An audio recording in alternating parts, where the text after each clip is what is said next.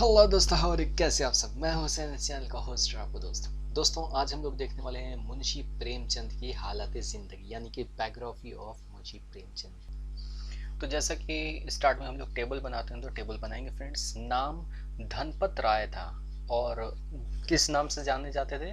प्रेमचंद के नाम से जाने जाते थे। ठीक है। वालिद का नाम था इनके अजायब लाल। ठीक है। विलादत इनकी हुई थी, यानी पैदाइश इनकी कब हुई थी? 31 जुलाई 1880 ईस्वी को बनारस में हुई थी। ठीक है। नेक्स्ट इनका वफात यानी इनका इंतकाल कब हुआ था? 1936 को, यानी 1936 ईस्वी को बनारस में इनका इंतकाल हुआ था। अब आइए देखते हैं मुंशी प्रेमचंद की हालात जिंदगी। ठीक है फ्रेंड्स, देखते हैं प्रेमचंद की हालात जिंदगी। ठीक है। तो देखें, प्रेमचंद 31 जुलाई 1880 ईस्वी को बनारस के करीब लहमी गांव में पैदा हुए। ठीक है। उसके बाद प्रेमचंद का असल नाम धनपत राय था।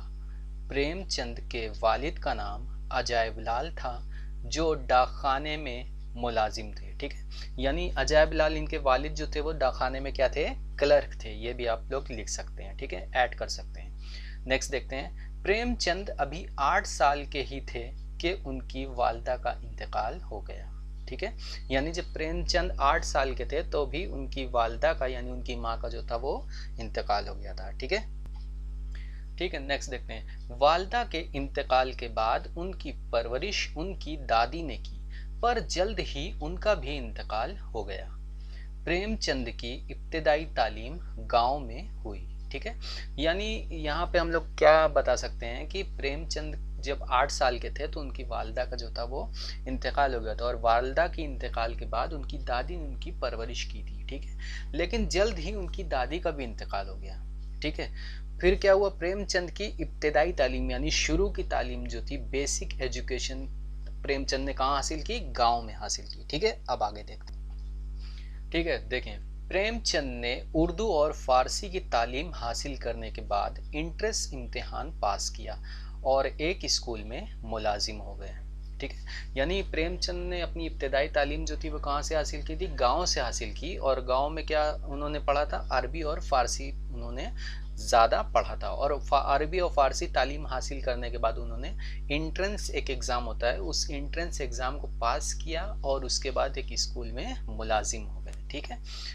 आगे देखें, और मुलाजमत के दौरान बीए की डिग्री भी हासिल की। यानी अपनी जॉब के साथ साथ उन्होंने क्या की? बीए की डिग्री जो थी वो भी हासिल कर ली, यानी बीए भी कर लिया उन्होंने, ग्रेजुएशन पास हो गए। ओके। बचपन से ही प्रेमचंद को लिखने का बड़ा शौक था। इब्तिदा में प्रेमचंद ने नवाब राय के नाम से कहानियां लिखना शुरू की। उनकी कहानियों का पहला मजमुआ सोज़े वतन के नाम से 1908 ईस्वी में शाया हुआ। ठीक है। प्रेमचंद की इस किताब में वतन, आज़ादी, दोस्ती, बगावत के जज्बात थे, इसलिए अंग्रेजी हुकूमत ने उसे जब्त कर लिया और बाद में उसे जला दिया। ठीक है। यानी प्रेमचंद को जो था वो बचपन से ही लिखने का जो था वो बहुत ही शौक था, और उन्होंने इब्तिदा में यानी शुरुआत में प्रेमचंद ने नवाब राय के नाम से कहानियां लिखना शुरू की थी। ठीक है।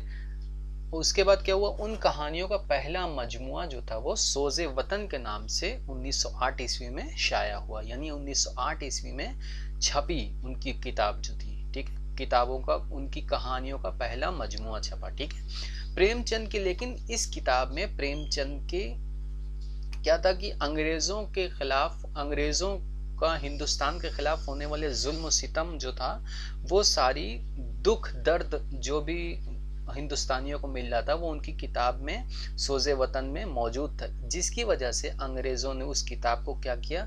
जब्त कर लिया और बाद में उसको जला दिया। ठीक है। उसके बाद देखें फ्रेंड्स, प्रेमचंद खुद देहात के एक गरीब घराने में पैदा हुए थे, जिसकी वजह से प्रेमचंद को देहाती जिंदगी, परेशानी और तकलीफों का जाती तजुर्बा था, और शायद यही वजह थी कि प्रेमचंद ने अवामी जिंदगी को अपना मौजू बनाया और अपनी नॉवेलों और अफसानों में अवामी जिंदगी के नक्शे खींचे हैं। ठीक है, यानी प्रेमचंद जो थे वो खुद देहात के रहने वाले थे, है ना, यानी एक गरीब घराने में उन्होंने जन्म लिया था, यानी उनकी पैदाइश जो हुई थी वो एक गरीब किसान घराने में पैदा हुए थे, जिसकी वजह से वो बखूबी जानते थे कि गरीबों की जिंदगी कैसी होती है, कैसी परेशानी और कैसी सख्तियां उनके सामने जो है वो आती हैं। और यही वजह था कि प्रेमचंद ने अपने जो नॉवेल और अफसाने थे वो अवामी जिंदगी को जो अपना मौजू बनाया था, आवाम की जो भी परेशानी होती थी वो अपने नॉवेल और अफसानों में बयान करते थे। मौजू बनाया मतलब टॉपिक लिया, एक टॉपिक जो होता है चुनना होता है, वो टॉपिक कहाँ से लिया उन्होंने, समाज से लिया, ठीक है, सोसाइटी जिसको हम लोग बोल सकते हैं, और अपनी नॉवेलों और अफसानों में अवामी जिंदगी के नक्शे खींचे हैं, ठीक है। उर्दू नसरी अदब का ये शहंशाह 56 बरस की उम्र पाकर 1936 ईस्वी को बनारस की आगोश में हमेशा के लिए सो गया, ठीक है। फ्रेंड्स, आप लोग इख्तिताम जितना ही अच्छा लिखोगे आपके मार्क्स उतने ही अच्छे मिलने के चांसेस रहते हैं। अगर आप इसको इजी लैंग्वेज में लिख सकते हैं कि प्रेमचंद का इंतकाल 1936 ईस्वी में हुआ, ऐसे भी आप लोग लिख सकते हो अगर लिखना चाहो, लेकिन आप लोग इसको अगर क्रिएटिविटी के साथ लिखोगे तो मार्क्स अच्छे लिखेंगे और पढ़ने में भी अच्छा लगता है, ठीक है। तो अब हम लोग देखते हैं फ्रेंड्स कि प्रेमचंद के असलूब बयान क्या है, यानी उनके लिखने का तरीका क्या है, यानी उनके शायरी की खुसूसियत क्या है। तो देखें फ्रेंड्स, प्रेमचंद के असलूब बयान क्या है, यानी उनके लिखने का तरीका, उनका लिखने का ढंग कैसा है। प्रेमचंद के नॉवेल और अफसाने अपनी हकीकत निगारी की वजह से आला दर्जे पर फायज हैं, ठीक है। जैसा कि हम जानते हैं कि प्रेमचंद ने किसानों की जिंदगी, उनकी परेशानियों और सख्तियों को बहुत करीब से देखा है और उसे अपनी नॉवेल और अफसानों में बड़ी सच्चाई के साथ पेश किया है। उनके अफसाने देहातों के इर्द गिर्द घूमते नजर आते हैं, ठीक है, यानी उनके अफसाने जो हैं वो देहातों के इर्द गिर्द घूमते नजर आते हैं, या ये कहना गलत ना होगा कि उनके अफसानों का मरकजी ख्याल देहाती जिंदगी है, ठीक है। ठीक है फ्रेंड्स, यहाँ पे क्या बताने की कोशिश की है, यहाँ पे ये बताने की कोशिश की गई है कि प्रेमचंद के नॉवेल और अफसाने जो हैं वो अपनी हकीकत निगारी, यानी जैसा वो देखते हैं वैसा ही वो लिखते हैं, ठीक है।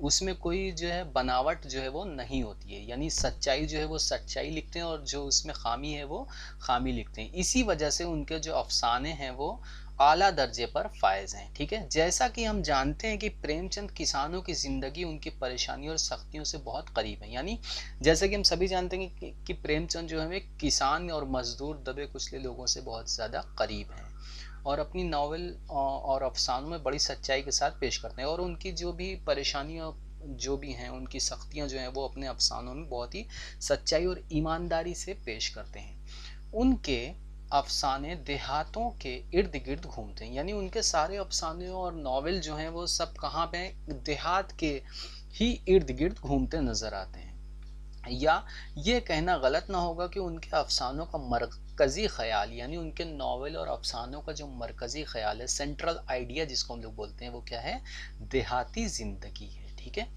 प्रेमचंद की तसनीफ में हमें हिंदुस्तानी किसान, मजदूर, दबे कुचले लोग नजर आते हैं, ठीक है। ठीक है, आगे क्या है, उनके अंदर कुछ खामी है तो कुछ खूबी, हर चीज जैसा वो देखते हैं वैसा ही लिखते हैं। हकीकत और सच्चाई वाकयात की बनावट में गुम पोशीदा नहीं होने पाती। आसान है ना, जैसे प्रेमचंद को जबान पर कुदरत हासिल थी, उन्होंने आसान से आसान लफ्ज़ों का इस्तेमाल किया है, हिंदी के मुहावरों और कहावतों से भी काम लिया है, जिससे उनकी तसनीफ में चार चांद लग गया है। उर्दू नसरी अदब में प्रेमचंद का नाम हमेशा सुनहरे अल्फाजों में लिखा जाएगा। Thank you for watching this video.